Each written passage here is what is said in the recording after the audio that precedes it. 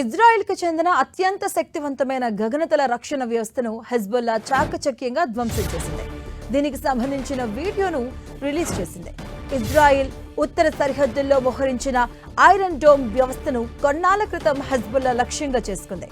దీనిని ధ్వంసం చేసేందుకు first person view FPIV drone ప్రయోగించింది. ఈ డ్రోన్లు చాలా చిన్నవిగా ఉండటంతో IDF కూడా వీటిని కూల్చేందుకు ఇబ్బంది పడింది. ఇక ఈ డ్రోన్లకు ప్రత్యేక కేబుల్స్ ఉండడంతో ఇజ్రాయెల్ జామింగ్ టెక్నాలజీకి ఇవి లొంగలేదు. ఇక ఇలాంటి డ్రోన్ ఒకటి ఐరన్ డోమ్ బ్యాటరీని తాకింది. కొన్నాళ్ళ నుంచి IDF కూడా FPV డ్రోన్లతో సమస్యలను తట్టుకునేందుకు ప్రయత్నాలు మొదలుపెట్టింది.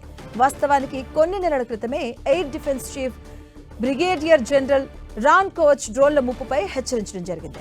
ఇజ్రాయెల్కు చెందినటువంటి అత్యంత శక్తివంతమైనటువంటి గగనతల రక్షణ వ్యవస్థను హెజ్బుల్లా చాకచక్యంగా ధ్వంసం చేసింది.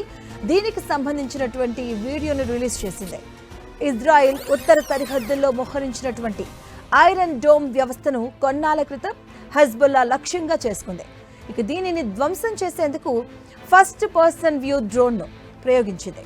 ఈ డ్రోన్లు చాలా చిన్నవిగా ఉండడంతో IDF కూడా వీటిని కూల్చేందుకు ఇబ్బంది పడ్డాయి.